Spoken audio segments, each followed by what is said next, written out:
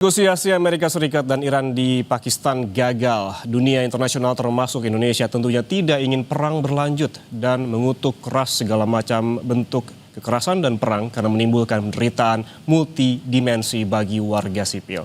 Namun jika perang Amerika Serikat Israel melawan Iran berlanjut, apa saja kemungkinan yang akan terjadi?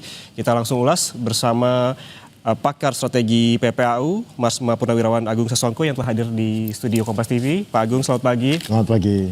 Saya juga menyapa kepada Septianto Galang Prakoso, dosen hubungan internasional dari UNS. Mas Galang, selamat pagi. Selamat pagi Mas Ian. Saya ke Pak Agung terlebih dahulu. Kita tentu sebetulnya tidak ingin perang berkepanjangan karena memang seperti disebutkan tadi, ini efeknya kemana-mana gitu secara global. Tapi kalau kita melihat kesepakatan yang gagal kemarin Pak Agung, ini artinya apa? Apakah artinya ini otomatis gencatan senjata yang tadinya dilakukan 2 pekan, ini sudah 1 pekan berjalan, batal dan kemungkinan akan ada serangan? Jadi gencatan senjata sendiri mungkin saja bisa jalan dalam artian deeskalasi. Tidak ada serangan Amerika ke Iran dan Iran tidak membalas menyerang ke pangkalan Amerika. Namun tentu kita sudah tahu bahwa kemarin Israel sudah tidak menyepakati bahwa termasuk Lebanon, jadi masih menyerang Lebanon. Namun itu adalah bagian daripada tit and tat daripada penggunaan instrumen kekuatan nasional. Jadi kita sekali lagi saya menegaskan bahwa antar negara itu mereka bersaing ataupun berantem ataupun bertempur ataupun berperang menggunakan diplomasi, informasi, militer dan ekonomi. Betul militernya berhenti, tapi kan diplomasi, informasi militer tetap digunakan. Istilah-istilah diplomasi merupakan yang nanti rugi adalah Iran. Kita akan dapat keuntungan, kita sudah selesai perjuangan. Itu adalah kata-kata untuk yang punya sifat untuk memberikan kesan kepada dunia luar atau kepada publiknya. Namun yang pasti di dalam pertempuran ini yang paling tampak sekarang adalah ekonomi. Selat Hormuz bicara soal ekonomi. Ekonomi daripada kelancaran daripada 20% minyak dunia atau tidak kelancaran daripada gas dan sumber daya lain baik masuk dan keluar Teluk Persia merupakan salah satu hub ekonomi besar di dunia. Nah yang terjadi sekarang adalah betul mereka semua mengatakan gencatan senjata. Amerika menyatakan kan sampai terakhir itu kan sebetulnya Iran tidak mau gencatan senjata, dia maunya permanen secara permanen ada perhentian permusuhan. Tetapi pada saat terakhir dari Perdana Menteri Zarif mengatakan dari Perdana Menteri udah kirim aja apa, Iran diberikanlah yang maksimum apa kemauan dia, lah malah Trump setuju, udah pakai ini aja sebagai dasar. Nah dari situ aja kita bisa melihat bahwa Amerika desperate, sangat membutuhkan gencatan senjata ini. Kemudian yang kedua adalah bahwa memang masalahnya adalah masalah bukan seberapa hancur Iran, tetapi seberapa resiko yang ditanggung Amerika. Dan sering kita ketahui bahwa ternyata resiko Amerika adalah pada saat minyak ataupun barang-barang lain, energi tidak bisa, gas tidak bisa keluar, maka akan menaikkan harga yang akan menghasilkan inflasi. Karena logika bahwa di Amerika penghasil minyak dan gas terbesar di dunia, betul. Cuman masalahnya pada saat harga minyak naik gara-gara Selat Hormuz tidak mengalirkan minyak dengan jumlah yang cukup, maka otomatis minyak di Amerika juga naik. Minyak naik, inflasi di Amerika. Inflasi di Amerika langsung orang pada menjual bahwa pinjaman daripada obligasi Amerika. Begitu obligasi dijual, menghasilkan apa? Suku bunga harus dinaikkan, kalau enggak ada yang beli, kan Amerika tergantung dari obligasi. Begitu suku bunga obligasi naik, suku bunga daripada pinjaman bank naik. Masyarakat Amerika harus membayar kreditnya lebih banyak daripada yang ini, karena itu kan mengikuti bunga obligasi. Akibatnya apa? Banyak masyarakat Amerika tidak bisa membayar hutang, tidak bisa membayar kredit, tidak bisa membayar rumah, tidak bisa membayar mobil, tidak bisa membayar pinjamannya, itu menyebabkan resesi. Nah resesi terjadi, maka yang terkena langsung dampak adalah Trump dan Partai Republik pada bulan November akan ada pemilu selah. Bila keadaan ekonomi Amerika memburuk, masyarakatnya, publiknya banyak kesulitan keuangan atau terpaksa berhenti pekerjaan, maka bisa dipastikan sesuai dengan apa yang telah terjadi bertahun-tahun sebelumnya di Amerika, maka akan kalah nih Partai Republik. Begitu kalah Partai Republik, maka Senat dan Kongres dikuasai oleh Partai Demokrat, dan itu artinya keinginan untuk memaksulkan atau mengimpeach Trump akan terjadi. Nah, sekarang tidak terjadi kan, nanti akan banyak hal. Nah ini yang harus diwaspadai Amerika pada saat mereka. Tetapi di sisi lain kan Amerika juga ada hardcore-nya, orang-orang yang merasa yakin nih ini tinggal sedetik lagi atau tinggal beberapa minggu lagi Iran akan nyerah. Makanya mereka oke, sekarang kita blokade nih. Blokade nanti dia nyerah. Nah, tapi kan menaikkan begitu kan kita sudah tahu selama 40 tahun rakyat Iran itu sangat ditekan seperti itu. Kalau ditambah ekstra 1 bulan, 2 bulan, 3 bulan, mereka mungkin masih tahan-tahan saja. Masalahnya apakah masyarakat Amerika bisa tahan pada saat bensin atau bahan bakar naik dari $1 naik $2, $3, $4. Pada saat kreditnya tidak bisa dibayar, apakah bisa tahan? Itu adalah pertanyaannya. Bukan sebaliknya, apakah Irannya tahan? Pertanyaannya apakah sudah tahan? Dan apakah betul Amerika menguasai Selat Hormuz? Kemarin ada bilang, sekarang di hampir semua media barat menyampaikan bahwa ada 2 frigatnya Amerika masuk Selat Hormuz. Kejadian sesungguhnya adalah dia mencoba masuk tapi itu diminta mundur, diancam dan pergi. Soal perginya nggak diberitakan. Hanya beritanya biasanya tertulis Amerika mengatakan Selat Hormuz masuk, Iran mengatakan itu tidak betul demikian. Terjadi ini, tapi tidak menyampaikan data bahwa kedua frigat itu sudah keluar. Artinya ya takut juga daripada tenggelam, mereka kan nggak mau setor nyawa ya. Artinya tetap frigat kapal-kapal mereka menjauh dari jarak peluru kendali Iran yang bisa, berarti mereka jauh juga, tidak dekat-dekat pantai Iran juga. Nah itu yang terjadi pada saat ini. Baik, kita bahas nanti soal Selat Hormuz karena memang menarik sekali karena langsung ada pernyataan dari Donald Trump juga terkait dengan blokade Selat Hormuz ini. Saya ke Pak Galang. Pak Galang, kalau kita melihat soal ketiadaan kesepakatan yang terjadi antara Amerika Serikat dan juga Iran, ini siapa yang paling dirugikan? Karena setelah ini terjadi, J-Defense langsung bilang bahwa Teheran yang paling rugi dengan ketiadaan kesepakatan kali ini. Baik, untuk pihak yang paling rugi itu mungkin bisa kita lihat sebenarnya ya kita.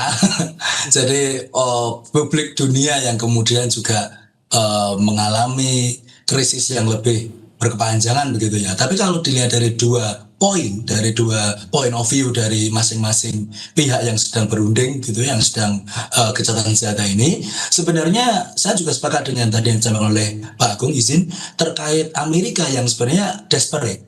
Jangan-jangan kita kemudian melihat bahwa aksi atau mungkin kebuntuan dari perundingan ini menunjukkan bukti nyata bahwa sebenarnya Amerika yang mau dicari oleh Amerika saat ini hanyalah pembenaran atau mungkin framing seperti itu.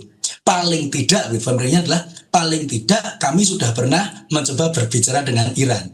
Jadi mereka membingkai narasi bahwa Iran ini adalah pihak yang susah atau pihak yang sulit untuk diajak bicara yang kemudian menyebabkan perundingan gagal. Padahal kalau kita melihat poin-poin kesepakatan yang kemudian diajukan sebenarnya itu lebih sepele gitu ya, atau mungkin ya bukan sepele, lebih mudah untuk dituruti. Itu yang kemudian dipropos oleh Iran terkait cairan aset, kemudian bagaimana Selat Hormuz itu ada lebih banyak kontrol di Iran seperti sebelumnya, kemudian pencegahan terkait upaya serangan seperti ini secara sepihak dan lain sebagainya. Tapi kemudian AS selalu membawa ke arah nuklir. Nah, ini juga bisa menjadi satu hal yang sebenarnya sudah bisa diprediksi begitu. Dimulai dari tahun 2015 ketika sudah ada ini ya pernyataan bersama joint statement terkait joint comprehensive plan gitu ya, joint comprehensive plan terkait plan of action terkait nuclear deal dengan Iran. Terus kemudian 2018 Trump mundur dari situ. Ini menunjukkan bahwa memang yang dipakai pendekatan oleh rezim Trump, kalau tidak boleh mengatakan rezim Partai Republik begitu ya di Amerika, adalah memang untuk melemahkan atau kemudian meniadakan kemungkinan nuclear deterrence di kawasan. Nah, makanya kemudian ketika ada kesempatan perundingan yang mereka bawa tentunya adalah isu nuklir. Meskipun kemudian di tahun 2003 kita sudah tahu bahkan jauh sebelum adanya Joint Comprehensive Plan tersebut ada fatwa dari Ayatollah Khomeini yang menyatakan bahwa nuklir ini di Iran tidak akan boleh dipakai sebagai senjata, hanya sebagai energi begitu. Tapi tentunya Amerika tidak percaya hal tersebut dan sekarang kita kembali ke perundingan yang gagal ini. Yang bisa menjadi permasalahan adalah bagaimana faktor perundingan ini kemudian bisa mengganggu atau mungkin juga menghambat kesepakatan perdamaian atau kemudian juga perundingan antara Israel dan Lebanon yang mungkin dijatuhkan sudah, katanya Netanyahu sudah mulai telepon-teleponan begitu ya, besok mungkin akan kemudian dimulai. Nah ini yang kemudian menjadi semakin bleed gitu atau semakin kabur begitu ketika kita melihat lah AS sama Irannya saja gagal, bagaimana kemudian Israel dan Lebanon bisa istilahnya mencapai titik temu begitu, meskipun itu juga sebenarnya hal yang sangat mungkin juga ketika mereka berorientasi kepada perdamaian. Tapi tentunya pihak-pihak agresor dalam hal ini Amerika Serikat dan Zionis Israel tentunya pasti akan mengamankan kepentingan mereka. Sehingga ya selain dari publik kemudian warga dunia yang mengalami permasalahan energi, saya kira justru adalah warga atau juga mungkin penduduk di area Timur Tengah yang kemudian menjadi korban yang sebenarnya nyata. Ini bukan lagi sekedar collateral damage, ini sudah menjadi apa istilahnya direct atau mungkin direct atau korban langsung gitu ya, yang merasakan impact dari hal ini. Karena semakin ini diulur-ulur ya menjadi attrition war begitu kesannya oleh Israel begitu ya ke Lebanon, dan juga AS sendiri juga ingin mencari loophole gitu, ini mencari kelemahan yang bisa dieksploitasi untuk kemudian mereka bisa menyatakan mereka memiliki edge kemenangan di perang ini. Seperti disampaikan Pak Agung tadi, November ada pemilu sela, Trump harus meroleh kepercayaan lagi dari rakyatnya untuk November, sehingga hal ini bisa juga menjadi satu hal yang tadi saya katakan digunakan Amerika untuk memframing bahwa kamilah yang akan memenangkan perang, kami bahkan sekarang memiliki Selat Hormuz, kami akan blokade, dan tentu saja efeknya langsung harga minyak naik. Harga minyak Brent 8% sudah naik, harga minyak West Texas Intermediate WTI sudah naik 9%, balik ke angka di atas $100 AS lagi. Lah, hal ini yang sebenarnya terkadang sangat-sangat disayangkan begitu, karena mungkin tempoh hari kita melihat wah bisa nih prospektif, kemudian perundingan bisa tercapai, kemudian ada perdamaian, kemudian mungkin karena sudah mendekati berbulan-bulan perang, berminggu-minggu perang, resource yang dimiliki masing-masing pihak juga sudah mulai dipelitit, begitu berkurang, begitu istilahnya, kenapa tidak kemudian berdamai. Tapi ternyata tidak, ternyata memang ada kepentingan yang kemudian lebih dilihat strategis baik dari pihak Amerika Serikat dalam hal ini. Meskipun Iran secara jelas gitu ya, ini mungkin perlu kita soroti juga, yang mewakili dari perundingan ini sudah menyatakan bahwa posisi masing-masing negara itu membela siapa. Baik. Amerika Serikat diwakili oleh Vance, diwakili oleh wakil presidennya begitu, sementara Iran diwakili oleh juru bicara ini Pak Bagir itu ya, juru bicara parlemen. Sehingga ini seolah-olah menunjukkan bahwa yang maju dari Iran ini wakil rakyat loh. Nah ini hal yang sebenarnya harus kita juga fokus di situ. Ya tadi juga sempat kita bahas Pak Agung terkait dengan tadi juga dibahas oleh Pak Galang ini terkait dengan Selat Hormuz. Trump langsung ada informasi ketika memang tidak ada kesepakatan antara Iran dengan Amerika Serikat, langsung informasinya adalah Trump hendak memerintahkan Angkatan Laut Amerika Serikat untuk memblokade Selat Hormuz. Seberapa besar kemungkinan ini akan terjadi dan seberapa besar juga reaksi dari Iran militernya begitu untuk menghadapi ataupun merespons dari perintah dari Amerika Serikat terhadap Angkatan Lautnya. Namun jangan dijawab dulu Pak Agung, kita kembali usai jeda, tetaplah bersama kami di Breaking News Kompas TV.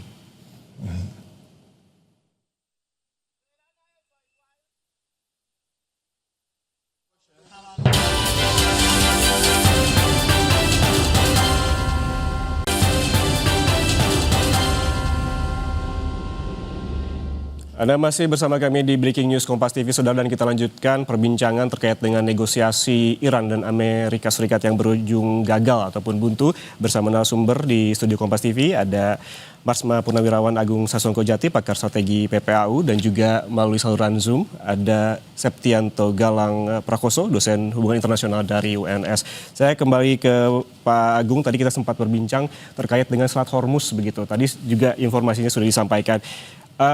Adalah informasi ketika adanya kebuntuan terkait dengan negosiasi adalah Trump memerintahkan Angkatan Laut Amerika Serikat untuk memblokade Selat Hormuz. Namun itu statement ini ditolak ataupun tidak diterima oleh Iran begitu. Kalau Anda melihat ada perintah terkait Angkatan Laut di Selat Hormuz, apakah memang sudah sesiap itu Amerika Serikat menghadapi militer Iran di Selat Hormuz setelah negosiasi?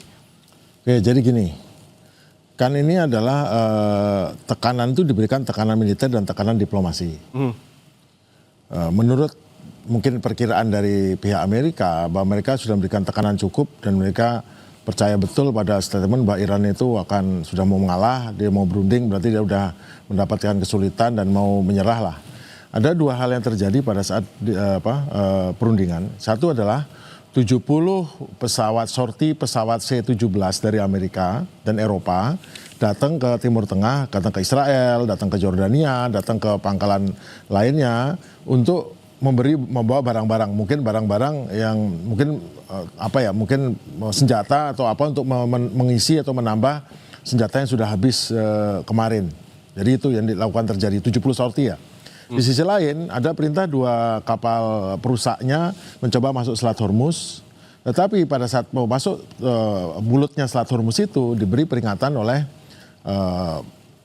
Iran, dari penjaga pantai Iran untuk segera meninggal dan meninggalkan situ. Dan ternyata setelah diancam, saya akan dalam waktu 30 menit kalau kamu nggak meninggalkan saya akan tembak kamu langsung. Ternyata kapal itu pergi. Namun kita lihat di berita, saya juga lihat hampir semua berita media barat menyampaikan pesan dari Pentagon bahwa 2 kapal perang memasuki Selat Hormuz. Tapi masuk Teluk Persia nggak ada ceritanya. Dan di sisi lain berita yang sama ada beberapa yang mencantumkan bahwa dari Kementerian Luar Negeri Iran menyatakan itu tidak benar dan mereka sudah pergi, tidak masuk gitu. Tetapi biasanya komentarnya di sini adalah ada 2 berita yang bertentangan ini, kita belum tahu mana yang benar gitu. Tetapi di sisi lain di media sosial sudah beredar foto-foto, rekaman TikTok dan mungkin X ya di Twitter itu bahwa memang ada kapal mau coba masuk terus balik pergi ada. Tetapi kita lihat seperti biasa mungkin memang ada blackout media ya, media boleh menyiarkan apa yang ini sehingga kesannya itu membuat mungkin pasarnya naik atau harga minyak jadi turun atau segala macam. Jadi sentimen di pasar ya? Iya, jelas itu tujuannya. Nah, namun kan itu tidak bisa tahan lama karena prakteknya sekarang semua kapal itu mundur lagi di batas wilayah serangan rudal Iran, yaitu 700 mile dari pantai itu. Artinya pada mundur semua lagi gitu. Nah sekarang ada lagi berita blokade kan. Setelah itu tidak berhasil tapi berita blokade. Blokade ini juga tujuannya adalah untuk memberikan sentimen-sentimen pasar dan juga kepada publik di Amerika, publik bahwa mereka masih kuat, masih ini. Terserah nanti soalnya perlindungan ada tahap kedua dan selanjutnya mungkin Amerika menerima atau bagaimana. Yang penting sekarang tidak langsung nyerah gitu loh. Jadi berangsur-angsur, kalaupun nyerah berangsur-angsur. Jadi itu adalah memang strategi yang lazim digunakan. Namanya strategic communication atau komunikasi strategis. Jadi jangan pernah menemukan posisi menyerah. Tapi yang paling jelas dari 2 ini yaitu nuklir dan Hormuz itu adalah memang yang minta itu Israel sepertinya. Kenapa? Karena kalau soal nuklir jelas Iran nggak punya nuklir. Jelas dalam perundingan 5 minggu yang lalu Iran sudah bersedia seluruh uranium diperkayanya bersedia untuk dikirim ke luar negeri atau dijual atau apa. Terus yang kedua adalah dia sudah bersedia orang Amerika meriksa, bukan IAEA loh, Amerika langsung meriksa setiap ini dan mengizinkan perusahaan Amerika untuk berinvestasi di Iran. Itu sudah deal itu. Nah sekarang diminta lagi, nah masalahnya sekarang kan posisinya beda. Iran lebih punya power daripada 5 minggu yang lalu. Iran sekarang yang megang Selat Hormuz, Iran yang memegang lever ataupun katup daripada ekonomi Amerika. Dia kalau makin lama ditutup makin bangkrut ini Amerika. Nah tadi soal inflasi jadi resesi itu. Jadi dengan posisi lebih kuat, Iran sekarang menolak untuk beberapa hal dia menerima tapi menolak beberapa hal itu yang wajar. Nah Amerikanya yang merasa bahwa dunia masih sama seperti dulu, nggak bisa bagi orang yang dalam perundingan berjalan dengan baik tiba-tiba menyerang 2 kali, itu kan tidak memiliki kedudukan leverage yang sama dengan orang yang berada pada posisi lebih tinggi, lebih bisa mengatur dan lebih bisa punya power di bidang ekonomi, penekanan ekonomi, blackmail ekonomi terhadap Amerika, posisinya beda. Diplomasi itu tidak seperti itu. Sekarang Iran punya posisi lebih kuat daripada 5 minggu yang lalu. Tentu tawar-menawarnya ya Amerika harus lebih menurun daripada menaik. Tapi saya kira adalah ini 2 minggu memang tujuannya untuk memperkuat, tapi Iran juga memperkuat. Iran memperkuat dengan dari China mengirim beberapa peralatan, Amerika jangan sampai China kirim ya. Dia sendiri memperkuat dengan mengirim aneka peralatan masuk ke Timur Tengah. Itu yang terjadi.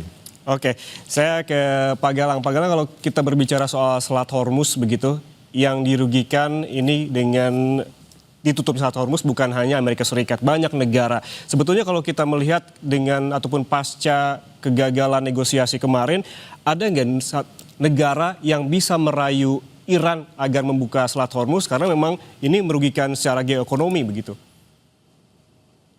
Kalau untuk negara yang paling bisa merayu dan juga memiliki kapasitas untuk itu dalam saat ini, dalam perkembangan situasi sekarang ini, ya cuman China dalam hal ini, karena memang selain sebagai major buyer juga ada justru begini. Kalau kita lihat dari angle lain, Mas Yan, jangan-jangan blokade ini diterapkan oleh Amerika untuk mempressurize pihak-pihak yang memang membutuhkan sekali pengiriman energi dari Iran, membutuhkan kapal-kapalnya bisa lewat. Nah, salah satunya adalah pemain besarnya adalah China. Kalau Rusia punya minyak sendiri ya sudah, begitu ya, punya gas sendiri ya sudah. Tapi kemudian juga bisa menjadi blunder ketika kemudian justru China akan malah memperkuat stance Iran juga terhadap Amerika dan membuat konflik jadi berlarut-larut.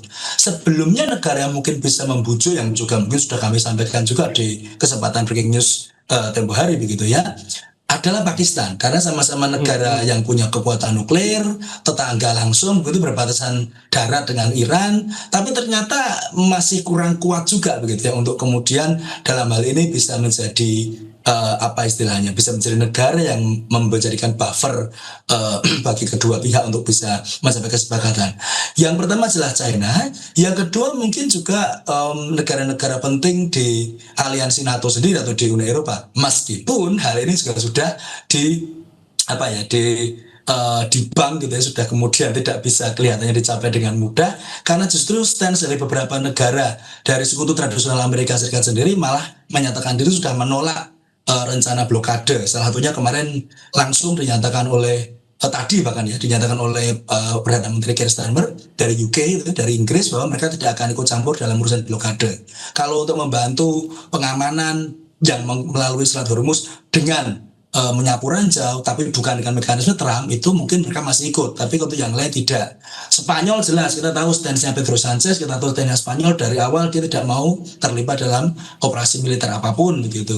Kemudian negara-negara lain seperti Jerman, Prancis, Italia, dan negara-negara tradisional NATO yang lain, mereka juga menyatakan reluktansi ya, mereka menyatakan sikap kelihatannya ogah-ogahan begitu membantu Trump, karena dalam hal ini bukan isu NATO, ini bukan kesepakatan bersama aliansi, ini bukan sesuatu yang seharusnya menjadi urgensi bagi mereka, tapi karena mereka terdampak soal energinya, nah ini bisa menjadi bola liar yang kemudian menunggu kesepakatan negara-negara yang juga jadi pemain sentral di kawasan regional dan bahkan juga global untuk bisa mendekati Iran. Kalau dari segi perkembangan situasi, yang paling mungkin China dalam hal ini, kemudian dari segi strategik begitu dalam konteks ketahanan energi kedepannya dan juga secara relationship dengan Amerika Serikat sendiri, ya pasti negara Eropa tadi. Cuma kita juga bisa menunggu faktor surprise ya. Jadi apakah kemudian mungkin Rusia atau bahkan mungkin Indonesia, karena Pak Prabowo, Pak Presiden akan bertemu dengan Presiden Putin, apakah juga isu geopolitik ini bisa dibahas, itu juga bisa menjadi kemungkinan tersendiri.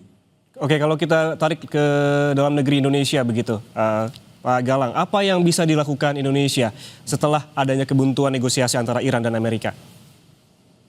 Ya, yang bisa kita lakukan dalam hal ini adalah tentunya terus-menerus mengeluarkan statement, terus-menerus juga mendorong adanya kesepakatan damai, mendorong adanya diskusi, mendorong adanya perdamaian yang kemudian bisa terwujud. Gencatan senjata ini merupakan sesuatu yang biasa kita juga harus disyukuri begitu ya, hanya tidak ada kontak senjata, tidak ada pertukaran serang-serangan lagi begitu dalam jangka waktu sekian minggu sampai tanggal 22 April. Tapi kemudian juga hal ini tentunya harus diikuti dengan komitmen dari kedua negara. Permasalahan yang terjadi, dan kita sebagai negara netral, sebagai negara non-blok, sebagai negara yang pro perdamaian, kita harus terus-menerus kemudian menyoroti dan juga menyuarakan pentingnya perdamaian untuk bisa tercapai. Karena peluang untuk pertemuan, peluang untuk jalur diplomasi digunakan, jalur negosiasi digunakan masih sangat tersisa luas, dan Indonesia sebagai negara yang besar juga, negara yang bisa menjadi istilahnya jembatan komunikasi baik dari Amerika Serikat begitu, kemudian juga dengan Iran juga, ya ini harusnya menjadi potensi dan juga posisi bagi kita ke depan. Tapi mungkin hambatan juga muncul ketika ya ada restriksi akan kemudian. Dulu kita sudah sempat menyampaikan apakah kita bisa menjadi mediator, kemudian ketika konflik masih eskalasi, masih panas, sehingga mungkin belum muncul level trust yang juga apa namanya dicapai, yang juga perlu dicapai dari kedua belah pihak kepada Indonesia. Yang jelas sebagai penonton begitu, tapi juga mungkin juga sebagai warga global yang aktif gitu, Indonesia harus kemudian terus-menerus menyatakan dan mengulangi kalau kita tuh perlu orientasinya ke damai dulu, ya, to peace gitu kan. Jangan sampai kemudian orientasinya adalah untuk zero sum game, penyelesaian perang, satu menang satu kalah. Tapi pastinya ini lihatlah dampak yang kemudian bisa muncul, dampak yang kemudian bisa merugikan banyak pihak. Semoga kemudian dua pihak yang berperang, bahkan mungkin chain reaction dari perang ini seperti konflik dengan Lebanon dari Israel sendiri, konflik dan proksi-proksi yang kemudian dinilai membela Iran dan sebagainya, itu juga bisa kemudian mereda begitu. Meskipun lagi-lagi ya hal ini menjadi satu track record yang kemudian kurang oke begitu. Kalau kita melihat Amerika keterlibatan dalam sebuah gencatan senjata, mereka sering sekali untuk kemudian tidak menuntaskan gencatan senjata kepada proses perdamaian. Perang Korea aja sampai sekarang masih gencatan senjata begitu kan, dengan konflik berulang dan belum adanya resolusi damai yang jelas. Kemudian Afghanistan malah kembali ke era yang kemudian sebelum ada okupasi Amerika. Kemudian bagaimana deal-deal dari zaman dulu juga tidak tuntas. Nah, ini perlu kita soroti juga. Oke, baik. Informasi yang didapatkan juga dari pihak Amerika Serikat yang menyebutkan bahwa ada 3 poin begitu yang menyebabkan kebuntuan, namun tidak diperinci. Namun ada perkiraan-perkiraan ini, Pak Galang, terkait dengan program nuklir, ada juga soal Selat Hormuz dan juga pengakhiran total perang di Iran. Namun memang ini tidak secara gamblang begitu dijelaskan apa saja. Dan juga ada beberapa poin penting yang menyebabkan negosiasi Iran dan Amerika Serikat ini terganjal, termasuk salah satunya yang sempat dibahas terkait dengan Libanon, di mana serangan Israel terhadap sekutu Iran di Libanon ini, kelompok Hizbullah masih terus dilakukan dan ini berpotensi menggagalkan perundingan bahkan sebelum negosiasi dimulai. Namun kita bahas usai jeda terkait dengan hal ini, tetaplah bersama kami saudara di Breaking News Kompas TV.